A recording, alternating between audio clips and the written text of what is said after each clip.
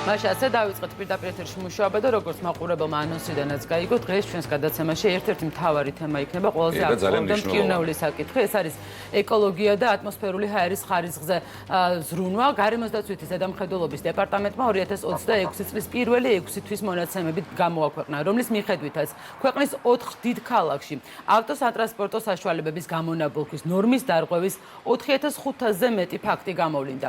ლიდერობს თბილისი, თუმცა მაჩვენებლები საყურადღებოა ბათუმში, ქუთაისსა და რუსთავშიც. რა კონკრეტულ ნაბიჯებს დგამს სახელმწიფო კონტროლის გასამკაცრებლად? როგორ იცვლება ჯარიმების სტატისტიკა და რამ გამოიწვია მასშტაბების გაზრდა? ტატო ირემაძე, გარემოს დაცვითი ზედამხედველობის დეპარტამენტის ადმინისტრაციის უფროსის მოადგილე შემოგვიერთება ახლა პირდაპირ ეთერში და ყველა ამ კითხვას ვეცდებით, რომ გავცეთ პასუხი. საკმაოდ მასშტაბური ციფრი არის, როგორც გვეკითხავით, დარღვევების რაოდენობა. მოგესალმებით. დიდი მადლობა სტუმრობისთვის. მადლობა სტუმრობისთვის.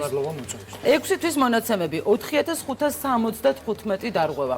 მოდით დავიწყოთ აი ამ ციფრებზე საუბრით. რას ამბობს ეს ციფრები? გაიზარდა დარღვევების რაოდენობა რეალურად თუ გამოვლენა გაიზარდა?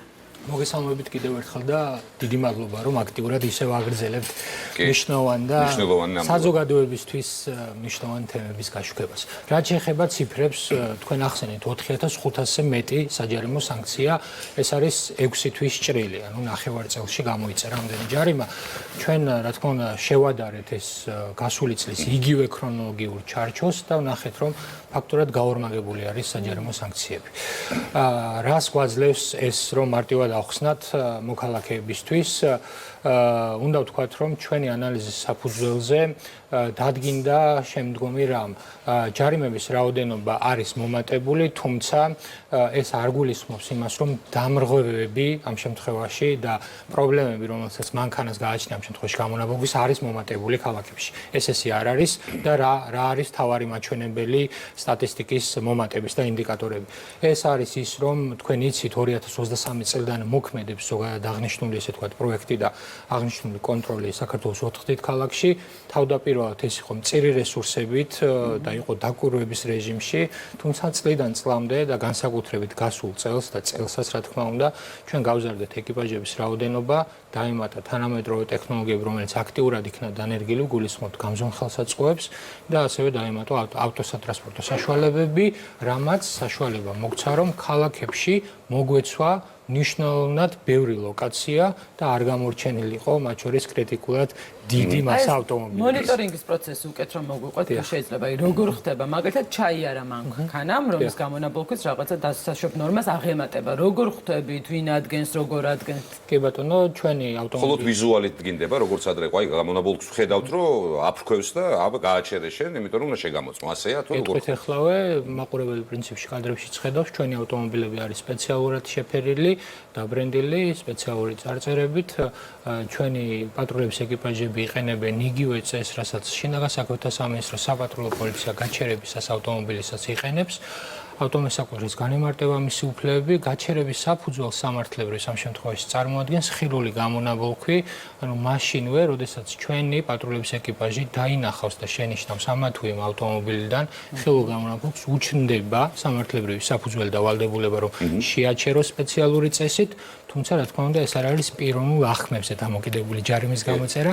ჩვენ ვიყენებთ ევროპული ტიპის აპარატურას, კონკრეტულად გერმანული ტიპის, რომელიც არის აპრობირებული სხვადასხვა ტექინსპექტირების ცენტრებში, დადასტურებული შესაბამისი სერტიფიკატებით და არის ცდომილების კოეფიციენტით საკმაოდ მცირე და მინიმუმამდე დაყვანილი. გულისხმობთ იმას, რომ როდესაც გაიზომება ადგილზევე ავტომობილის გამონაბოლქვის სისტემა, ეს ხდება როგორც ბენზინის, ასევე დიზელის ძრავიანზე, ადგილზევე შეგვიძლია მძღოლს ან მესაკუთრეს დაუდასტუროთ ამ შემთხვევაში და გადავცეთ საჯარიმო ქვითარ.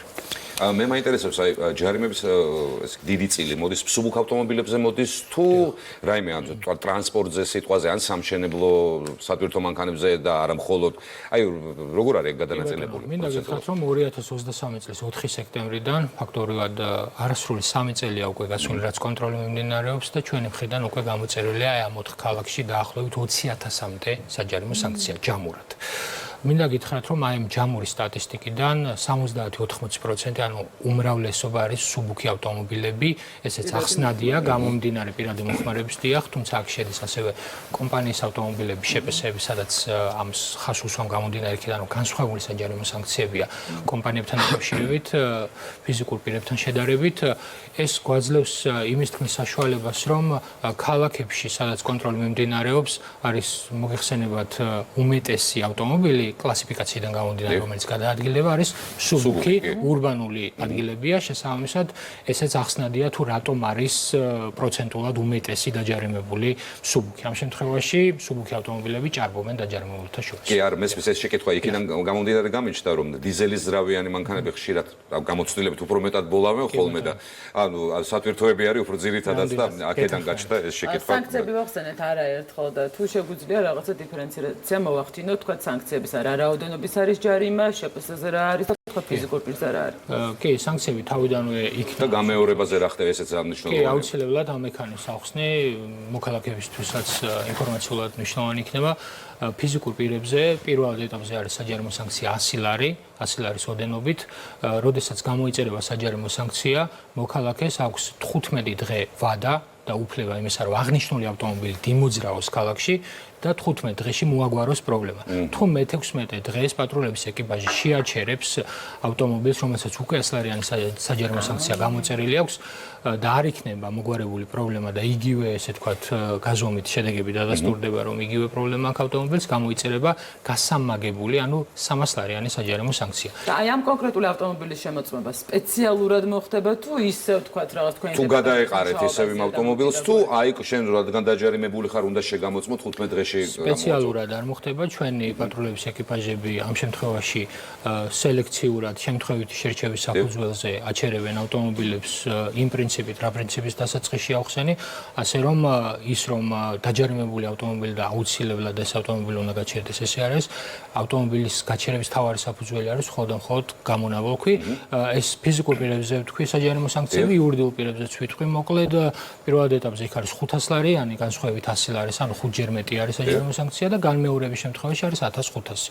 ეს საჯარიმო სანქციები კიდევ იზრდება, მესამე ეტაპი იქ არის უკვე 900 და 1500 ლარი ფიზიკურ და იურიდიულ პირების შემთხვევაში. განმეორების შემთხვევაში რა ხდება? ესეც მნიშვნელოვანი არის. აი მაგალითად მიეცით უბრალოდ მოქალაქეს ჩვეულებრივ, რომელიც სუბუქი ავტომობილი გადაადგილდება და 15 დღე მივეცით და მე-16 დღეს აღმოჩნდა, რომ არ მოაგვარა ადამიანმა. აი მაგ შემთხვევაში რა სანქციები ემუქრებათ? თუ ერთს თუ მეორეს, ანუ ჩვეულებრივ მოქალაქეს და თუ შეფასებას. სწორედ ეს შემთხვევა ის, როცა ვახსენე, რომ ფიზიკური პირის შემთხვევაში 100 ლარი იზრდება და ხდება 300, დიახ, ხდება 300 და იურიდიული პირის შემთხვევაში 500 ლარი იზრდება 3-ჯერ და ხდება 1500. ძალიან გვიწევს დარწმუნება, თუ დარწმუნებული ვარ, რომ ასეთი მოქალაქეებიც კი ბატონო.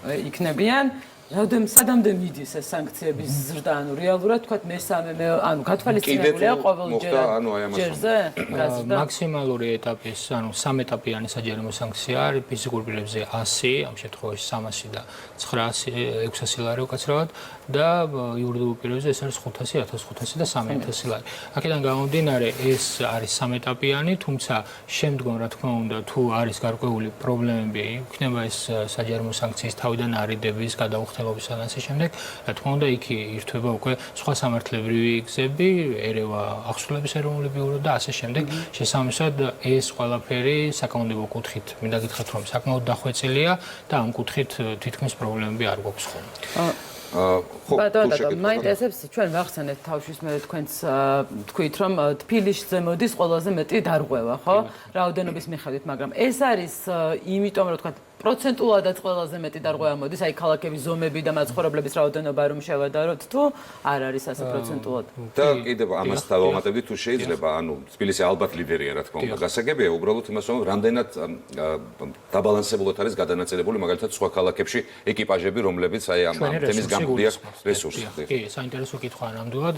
გავცემ პასუხს, დავიწყებ იქიდან, რომ თბილისი გამომდინარე არეალიდან, გამომდინარე ფართობიდან და ასევე მინდა გითხრათ, რომ საქსტატის ოფიციალური მონაცემებით, რომელიც მიმდინარე წელს გამოქვეყნდა, 800,000-მდე ავტომობილა ოფიციალურად რეგისტრირებული თბილისში ეს არის საკმაოდ დიდი რაოდენობა, შესაბამისად, აქედან გამომდინარე ავტომობილების რაოდენობიდან და ფართობიდან ცხადია თბილისი პირველი არის, თუმცა ასევე კითხვას დაუბრუნდები და გეტყვით, რომ სტატისტიკურად ასევე მინდა გითხრათ დარღვევები, მაგალითად თუ ავიღებთ ქუთაისს და ბათუმს ან რუსთავს ავტომობილების დაუშვათ მდგომარეობა სპეციფიკაციების იქ უფრო შედარებით პოზიტიურია ამ ქალაქებში და ნაკლები საჯარიმო სანქციები იწერება თუ ჩვენ სტატისტიკა სიღრმისეულად ჩავუყრდებით. თუმცა მთავარი ესე ვთქვათ მიზეზი მაინც არის ქალაქის ფართობი, მაინც რა თქმა უნდა რჩება ავტომობილების რაოდენობის სიჭარბე, რაც დედაქალაქშია. რაც შეეხება თქვენს კითხვას,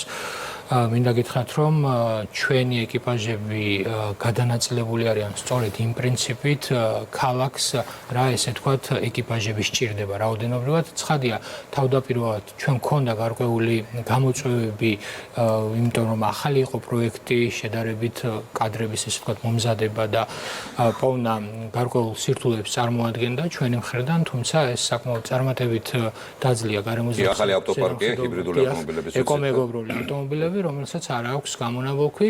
შესაბამისად, იგივე ქუთაისის ფართობს თუ ავიღებთ, იგივე რუსთავს და ბათუმს, სადაც მიმდინარეობს კონტროლი, თბილისის გარდა საკმაოდ მრავლად არიან ეკიპაჟები, რომელიც ამ შემთხვევაში ამ ქალაქებს ყოფნის, თუმცა აქვე დავამატებთ და გეტყვით, რომ ჩვენ ვაპირებთ, რომ კიდევ გაიზარდოს ეკიპაჟების რაოდენობა მიმდინარე წელს და მომავალ წლებში და ასევე გეტყვით სიახლეს, რომ საქართველოს პარლამენტშიც მიმდინარეობს გარკვეული მსჯელობები გეოგრაფიული არეალის გაზრდასთან დაკავშირებით, რომ 4 ქალაქს შესაძლოა გასცდეს მომავალში აღნიშნული კონტროლი და სხვა ქალაქებშიც დაინერგოს იგივე კონტროლი. კი ბატონო, და თბილისთან დაკავშირებით მაინტერესებს, სრულად მოიცავს დედაქალაქს? რა თქმა უნდა, ჩვენ განაწილებული ყავს ეკიპაჟები ოფიციალურად მუნიციპალიტეტებით და დაყოფილი ესე ვთქვათ საზღვრებით, სადაც თითოეულ ესე ვთქვათ უბანში იქნება ეს თუ თითოეულ საზღვარში ჩვენი ეკიპაჟი აუცილებლად შეხვდება მოქალაქეს და დარღვევის შემთხვევაში აუცილებლად მიიღებს შესაბამის უმცირესობას. კი ბატონო, როგორ მიმდინარეობს თანამშრომელთა გადამზადების პროცესი, იმიტომ რომ განახლებული ავტოპარკი ვახსენეთ, მაგრამ ყველა სიახლეს მე ჭირდება ხოლმე თავიდან შესწავლა და სწავლა და თავარი კადრები. რამდენ ხანში ერთხელ ხდება ხოლმე თანამშრომელთა გადამზადება და რა ფორმით? მინდა გითხრათ, რომ გარემოსდაცვის ზედამხედველობის დეპარტამენტს ზოგადად პატრულების ეკიპაჟები და სწრაფი რეაგირების ცხადია მთელი საქართველოს მასშტაბით ყავს გაბნეული, რომლებიც სხვადასხვა ფუნქციებს ასრულებენ, რაც დეპარტამენტის კომპეტენციებში შედის.